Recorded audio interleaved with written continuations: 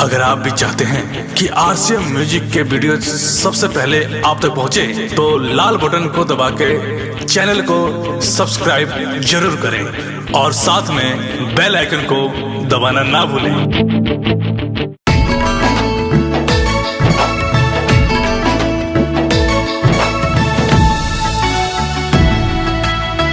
Music by Shiv Manmohi.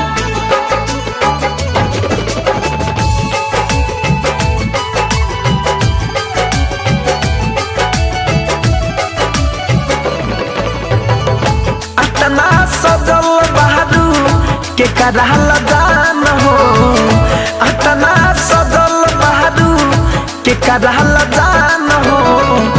लागेल वैसे जैसे पूनम के चान हो, लागेल वैसे जैसे पूनम के चान हो।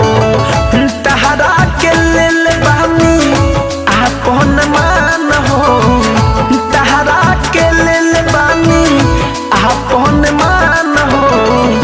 लागेल वैसे जैसे पूनम के चान हो, लागेल वैसे जैसे पूनम के चान हो।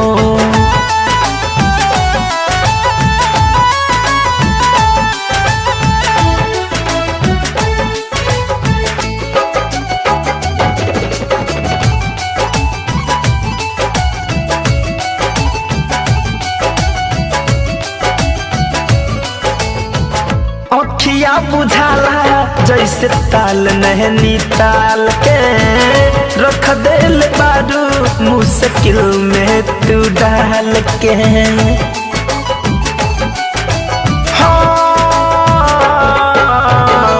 अखिया बुझाला जैसे ताल नैनी ताल के, रख दिल बारू मुश्किल में तू डाल के। सोची सोची बानी हम तो बड़ी परेशान हो, सोची सोची बानी हम तो बड़ी परेशान हो।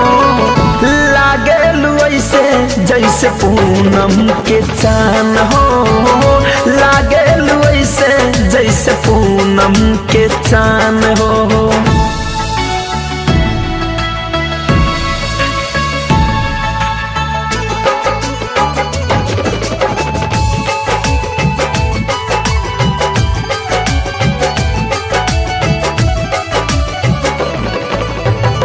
होठवा बुझाला जैसे मधु के ह प्याला, धरे कंध मंजे देखी तो हे पागला।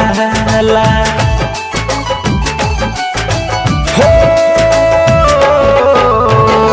होठवा बुझाला जैसे मधु के ह प्याला, धरे कंध मंजे देखी तो हे पागला। सुमित मन मोही सेवा कब से पहचान हो, सुमित मन मोही सेवा कब से पहचान हो। लागेल वैसे जैसे पूनम के चान हो, लागेल वैसे जैसे पूनम के चान हो।